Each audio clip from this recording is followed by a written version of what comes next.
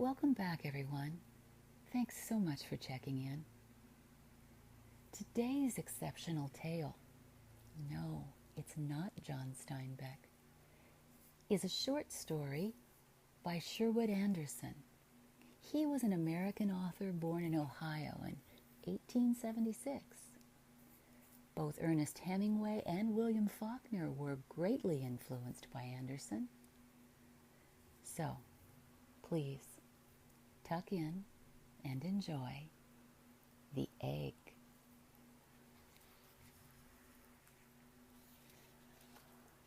My father, I am sure, intended by nature to be a cheerful, kindly man.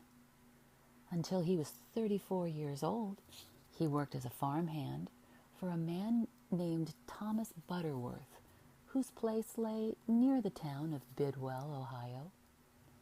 He had then a horse of his own, and on Saturday evenings drove into town to spend a few hours in social intercourse with other farmhands. In town he drank several glasses of beer and stood about in Ben Head's saloon, crowded on Saturday evenings with visiting farmhands. Songs were sung and glasses thumped on the bar. At 10 o'clock, Father drove home along a lonely country road, made his horse comfortable for the night, and himself went to bed, quite happy in his position in life. He had at that time no notion of trying to rise in the world. It was in the spring of his 35th year that Father married my mother, then a country school teacher, and in the following spring I came wriggling and crying into the world. Something happened to the two people.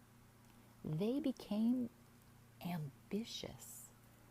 The American passion for getting up in the world took possession of them. It may have been that Mother was responsible. Being a school teacher, she had no doubt read books and magazines. She had, I presume, read of how Garfield, Lincoln, and other Americans rose from poverty to fame and greatness. And as I lay beside her, in the days of her lying in, she may have dreamed that I would someday rule men and cities. At any rate, she induced Father to give up his place as a farmhand, sell his horse, and embark on an independent enterprise of his own. She was a tall, silent woman with a long nose and troubled gray eyes. For herself, she wanted nothing. For Father and myself, she was incurably ambitious. The first adventure into which the two people went turned out badly. They rented 10 acres of poor, stony land on Griggs Road, 8 miles from Bidwell, and launched into chicken raising. I grew into boyhood on the place and got my first impression of life there. From the beginning, they were impressions of disaster. And if, in my turn, I am a gloomy man inclined to see the darker side of life, I attribute it to the fact that what should have been for me the happy, joyous days of childhood were spent on a chicken farm. One unversed in such matters can have no notion of the many and tragic things that can happen to a chicken. It is born out of an egg, lives for a few weeks as a tiny, fluffy thing, such as you will see marked on Easter cards, then becomes hideously naked, eats quantities of corn and meal bought by the sweat of your father's brow, gets diseases called pip, cholera, and other names, stands looking with stupid eyes at the sun, becomes sick, and dies. A few hens, now and then a rooster, intended to serve God's mysterious ends, struggle through to maturity. The hens lay eggs, out of which come other chickens, and the dreadful cycle is thus made complete. It is unbelievably complex. Most philosophers must have been raised on chicken farms. One hopes for so much from a chicken and is so dreadfully disillusioned. Small chickens, just setting out on the journey of life, look so bright and alert, and they are, in fact, so dreadfully stupid. They are so much like people. They mix one up in one's judgments of life. If disease does not kill them, they wait until your expectations are thoroughly aroused, and then they walk under the wheels of a wagon to go squashed and dead back to their maker. Vermin infest their youth, and fortunes must be spent for curative powers and powders. In later life, I have seen how a literature has been built on the subject of fortunes to be made out of the raising of chickens. It is intended to be read by the gods who have just eaten of the tree of the knowledge of good and evil. It is a hopeful literature, and declares that much may be done by simple, ambitious people who own a few hens. Do not be led astray by it. It was not written for you. Go hunt for gold on the frozen hills of Alaska. Put your faith in the honesty of a politician. Believe, if you will, that the world is daily growing better and that good will triumph over evil. But do not read and believe the literature that is written concerning the hen. It was not written for you. I, however, digress. My tale does not primarily concern itself with the hen. If correctly told, it will center on the egg. For 10 years, my father and mother struggled to make our chicken farm pay, and then they gave up that struggle and began another. They moved into the town of Bidwell, Ohio, and embarked in the restaurant business. After 10 years of worry with incubators that did not hatch, and with tiny and in their own way lovely balls of fluff that passed on into semi-naked pullethood, and from that into dead henhood, we threw all aside and, packing our belongings on a wagon, drove down Griggs Road toward Bidwell, a tiny caravan of hope, looking for a new place from which to start our upward journey through life. We must have been a sad-looking lot, not, I fancy, unlike refugees fleeing from a battlefield. Mother and I walked in the road. The wagon that contained our goods had been borrowed for the day from Mr. Albert Griggs, a neighbor. Out of its sides stuck the legs of cheap chairs, and at the back of the pile of beds, tables, and boxes filled with kitchen utensils was a crate of live chickens. And on top of that, the baby carriage in which I had been wheeled about in my infancy. Why we stuck to the baby carriage, I don't know. It was unlikely other children would be born, and the wheels were broken. People who have few possessions cling tightly to those they have. That is one of the facts that makes life so discouraging. Father rode on top of the wagon. He was then a bald-headed man of 45, a little fat, and from long association with Mother and the chickens, he had become habitually silent and discouraged. All during our 10 years on the chicken farm, he had worked as a laborer on neighboring farms, and most of the money he had earned had been spent for remedies to cure chicken diseases, on Wilmer's White Wonder Cholera Cure, or Professor Bidlow's Egg Producer, or some other preparations that Mother found advertised in the poultry papers. There were 2 little patches of hair on my father's head, just above his ears. I remember that as a child. I used to sit looking at him when he had gone to sleep in a chair before the stove on Sunday afternoons in the winter.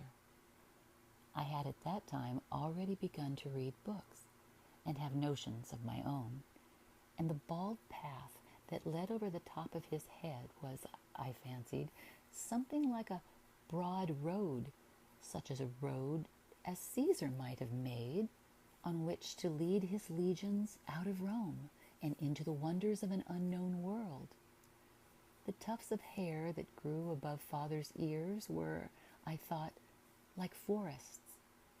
I fell into a half-sleeping, half-waking state, and dreamed I was a tiny thing going along the road into a far, beautiful place where there were no chicken farms, and where life was a happy, eggless affair. One might write a book concerning our flight from the chicken farm into town. Mother and I walked the entire 8 miles. She, to be sure that nothing fell from the wagon, and I, to see the wonders of the world. On the seat of the wagon beside Father was his greatest treasure. I will tell you of that. On a chicken farm where hundreds and even thousands of chickens come out of eggs, surprising things sometimes happen. Grotesques are born out of eggs, as out of people. The accident does not often occur, perhaps once in 1,000 births. A chicken is, you see, born that has 4 legs, 2 pairs of wings, 2 heads, or whatnot. The things do not live. They go quickly back to the hand of their maker that has for a moment trembled. The fact that the poor little things could not live was one of the tragedies of life to Father. He had some sort of notion that if he could but bring into henhood or roosterhood a 5-legged hen or a 2-headed rooster, his fortune would be made. He dreamed of taking the wonder about to county fairs and of growing rich by exhibiting it to other farmhands. At any rate, he saved all the little monstrous things that had been born on our chicken farm. They were preserved in alcohol, and he put each in its own glass bottle. These he had carefully put into a box, and on our journey into town, it was carried on the wagon seat beside him. He drove the horses with one hand, and with the other clung to the box. When we got to our destination, the box was taken down at once, and the bottles removed. All during our days as keepers of a restaurant in the town of Bidwell, Ohio, the grotesques, in their little glass bottles, sat on a shelf back of the counter, Mother sometimes protested, but Father was a rock on the subject of his treasure. The grotesques were, he declared, valuable. People, he said, liked to look at strange and wonderful things. Did I say that we embarked in the restaurant business in the town of Bidwell, Ohio? I exaggerated a little. The town itself lay at the foot of a low hill and on the shore of a small river. The railroad did not run through the town, and the station was a mile away to the north at a place called Pickleville. There had been a cider mill and pickle factory at the station, but before the time of our coming, they had both gone out of business. In the morning and in the evening, buses came down to the station along a road called Turner's Pike from the hotel on the main street of Bidwell. Our going to the out-of-the-way place to embark in the restaurant business was Mother's idea. She talked of it for a year, and then one day went off and rented an empty store building opposite the railroad station. It was her idea that the restaurant would be profitable. Traveling men, she said, would always be waiting around to take trains out of town, and town people would come to the station to await incoming trains. They would come to the restaurant to buy pieces of pie and drink coffee. Now that I'm older, I know that she had another motive in going. She was ambitious for me. She wanted me to rise in the world, to get into a town school and become a man of the towns. At Pickleville, Father and Mother worked hard as they always had done. At first, there was the necessity of putting our place into shape to be a restaurant. That took a month. Father built a shelf on which he put tins of vegetables.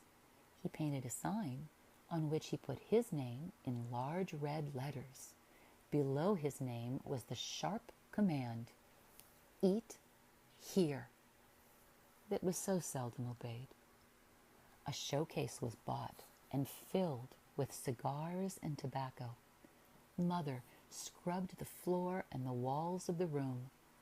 I went to school in the town and was glad to be away from the farm and from the presence of the discouraged, sad-looking chickens. Still, I was not very joyous. In the evening, I walked home from school along Turner's Pike and remembered the children I had seen playing in the town schoolyard. A troop of little girls had gone hopping about and singing. I tried that. Down along the frozen road, I went hopping along, solemnly on one leg. "Hippity-hop to the barber shop," I sang shrilly, and then I stopped and looked doubtfully about. I was afraid of being seen in my gay mood. It must have seemed to me that I was doing a thing that should not be done by one who, like myself, had been raised on a chicken farm where death was a daily visitor. Mother decided that our restaurant should remain open at night. At 10 in the evening, a passenger train went north past our door, followed by a local freight. The freight crew had switching to do in Pickleville, and when the work was done, they came into our restaurant for hot coffee and food. Sometimes one of them ordered a fried egg. In the morning at 4, they returned northbound and again visited us. A little trade began to grow.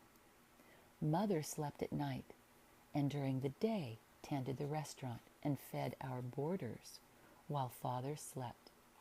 He slept in the same bed Mother had occupied during the night, and I went off to the town of Bidwell and to school. During the long nights while Mother and I slept, Father cooked meats that were to go into sandwiches for the lunch baskets of our boarders. Then an idea in regard to getting up in the world came into his head. The American spirit took hold of him. He also became ambitious. In the long nights, there was little to do, and Father had time to think, and that was his undoing. He decided that he had, in the past, been an unsuccessful man because he had not been cheerful enough, and that in future he would adopt a cheerful outlook on life. In the early morning, he came upstairs and got into bed with Mother. She woke, and the two talked. From my bed in the corner, I listened. It was Father's idea that both he and Mother should try to entertain the people who came to eat at our restaurant. I cannot now remember his words, but he gave the impression of one about to become, in some obscure way, a kind of public entertainer. When people, particularly young people from the town of Bidwell, came into our place, as on very rare occasions they did, bright, entertaining conversation was to be made. From Father's words, I gathered that something of the jolly innkeeper effect was to be sought. Mother must have been doubtful from the first, but she said nothing discouraging. It was Father's notion that a passion for the company of himself and Mother would spring up in the breasts of the younger people of the town of Bidwell. In the evening, bright, happy groups would come singing down Turner's Pike. They would troop, shouting with joy and laughter, into our place. There would be song and festivity. I do not mean to give the impression that Father spoke so elaborately of the matter. He was, as I have said, an uncommunicative man. They want some place to go. I tell you, they want some place to go. And he said it over and over. That was as far as he got. My own imagination has filled in the blanks. For 2 or 3 weeks, this notion of Father's invaded our house. We did not talk much, but in our daily lives tried earnestly to make smiles take the place of glum looks.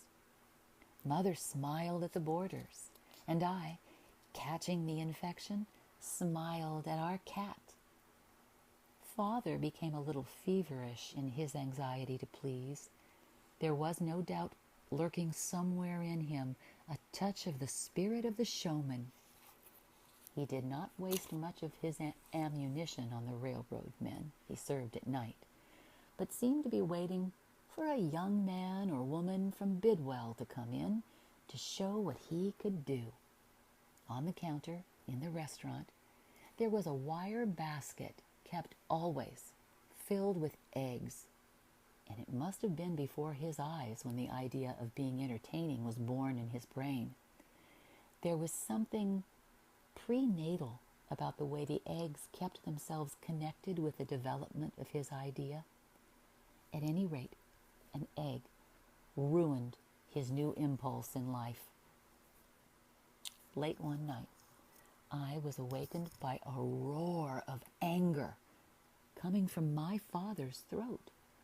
Both Mother and I sat upright in our beds. With trembling hands, she lighted a lamp that stood on the table by her head.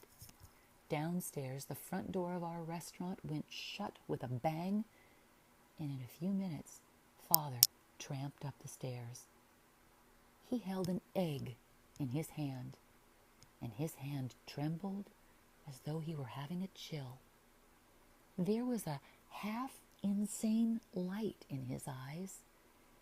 As he stood glaring at us, I was sure he intended throwing the egg either at Mother or me. Then he laid it gently on the table beside the lamp and dropped on his knees beside Mother's bed. He began to cry like a boy, and I carried away by his grief, cried with him. The two of us filled the little upstairs room with our wailing voices. It is ridiculous, but of the picture we made, I can remember only the fact that Mother's hand continually stroked the bald path that ran across the top of his head. I have forgotten what Mother said to him and how she induced him to tell her of what had happened downstairs. His explanation has also gone out of my mind. I remember only my own grief and fright, and the shiny path over Father's head glowing in the lamplight as he knelt by the bed.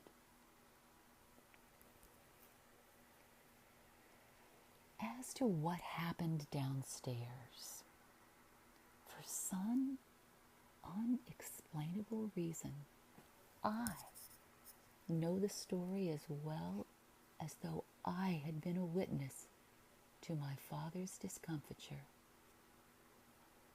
One, in time, gets to know many unexplainable things. On that evening, young Joe Kane, son of a merchant of Bidwell, came to Pickleville to meet his father, who was expected on the 10 o'clock evening train from the south. The train was 3 hours late, and Joe came into our place to loaf about and to wait for its arrival. The local freight train came in, and the freight crew were fed. Joe was left alone in the restaurant with Father. From the moment he came into our place, the Bidwell young man must have been puzzled by Father's actions. It was his notion that Father was angry at him for hanging around. He noticed that the restaurant keeper was apparently disturbed by his presence, and he thought of going out. However, it began to rain, and he did not fancy the long walk to town and back. He bought a 5-cent cigar and ordered a cup of coffee. He had a newspaper in his pocket and took it out and began to read. "I'm waiting for the evening train. It's late," he said, apologetically. For a long time, Father, whom Joe Kane had never seen before, remained silently gazing at his visitor. He was no doubt suffering from an attack of stage fright. As so often happens in life, he had thought so much and so often of the situation that now confronted him that he was somewhat nervous in its presence. For one thing, he did not know what to do with his hands.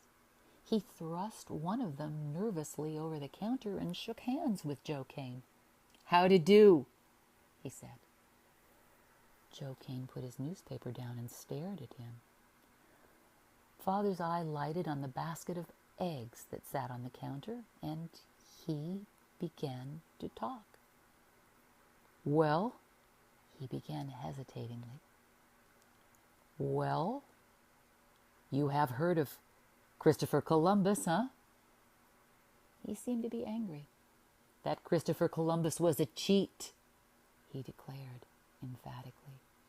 "He talked of making an egg stand on its end.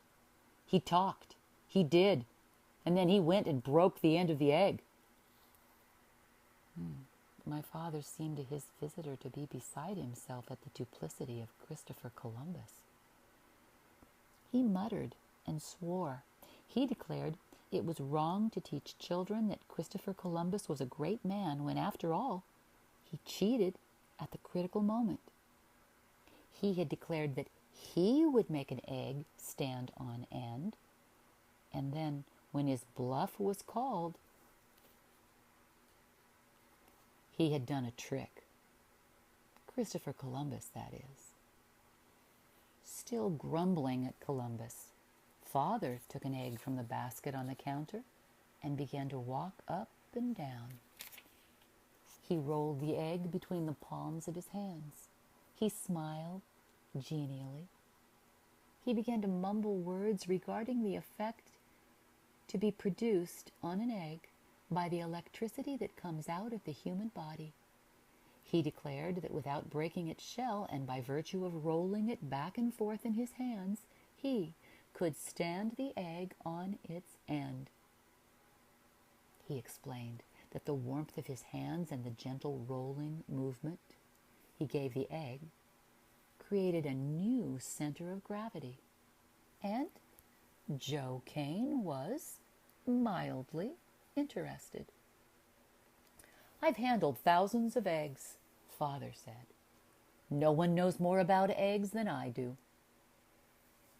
He stood the egg on the counter, and it fell on its side. He tried the trick again and again, each time rolling the egg between the palms of his hands and saying the words regarding the wonders of electricity and the laws of gravity, when after a half-hour's effort he did succeed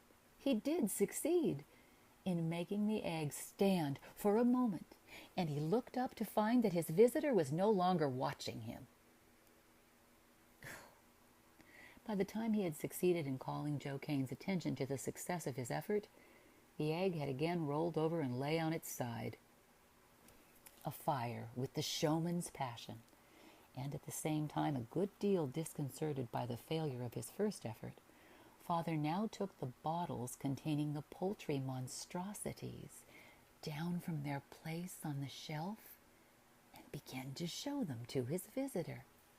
"How would you like to have 7 legs and 2 heads like this fellow?" he asked, exhibiting the most remarkable of his treasures.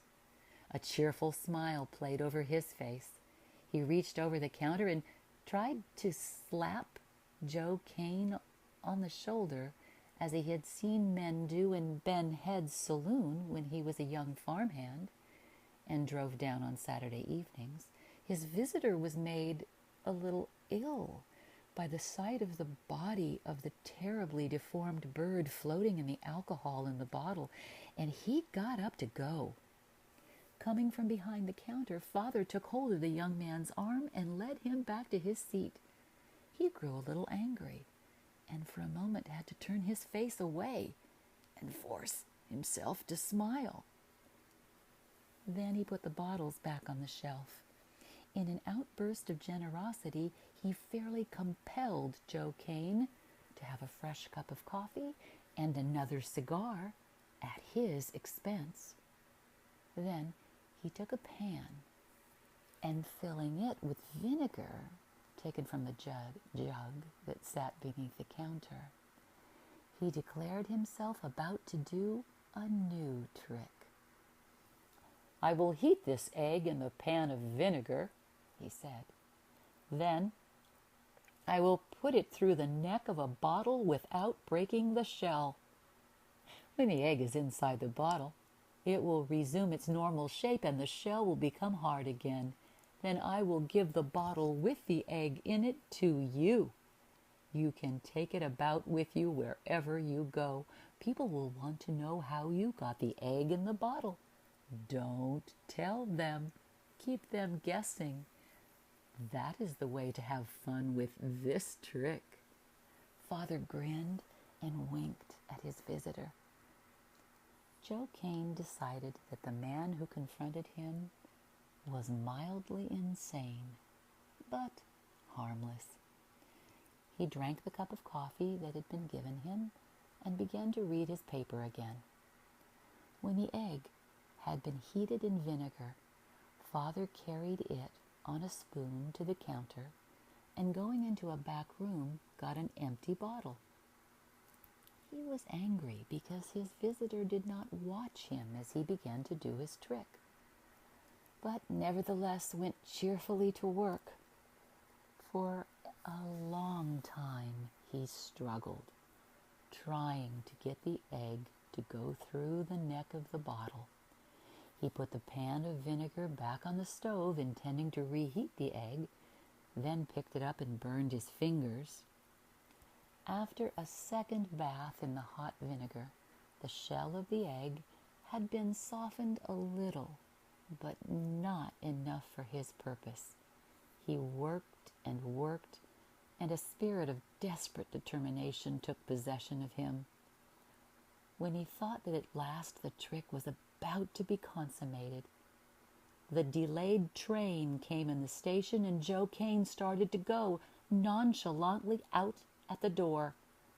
Father made a last desperate effort to conquer the egg and make it do the thing that would establish his reputation as one who knew how to entertain guests who came into his restaurant. He worried the egg. He attempted to be somewhat rough with it. He swore, and the sweat stood out on his forehead. The egg broke under his hand. When the contents spurted over his clothes, Joe Kane, who had stopped at the door, turned and laughed.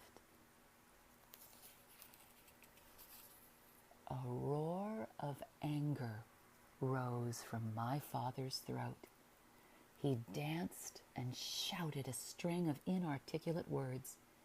Grabbing another egg from the basket on the counter, he threw it, just missing the head of the young man as he dodged through the door and escaped. Father came upstairs to Mother and me with an egg in his hand. I do not know what he intended to do. I imagine he had some idea of destroying it, of destroying all eggs, and that he intended to let Mother and me see him begin.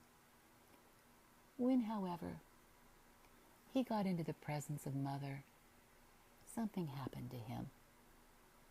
He laid the egg gently on the table and dropped on his knees by the bed, as I have already explained. He later decided to close the restaurant for the night and to come upstairs and get into bed. When he did so, he blew out the light, and after much muttered conversation, both he and Mother went to sleep. I suppose I went to sleep also, but my sleep was troubled. I awoke at dawn, and for a long time looked at the egg that lay on the table. I wondered why eggs had to be, and why from the egg came the hen, who again laid the egg. The question got into my blood. It has stayed there, I imagine, because I am the son of my father. At any rate, the problem remains unsolved in my mind, and that, I conclude, is but another evidence of the complete and final triumph of the egg, at least as far as my family is concerned.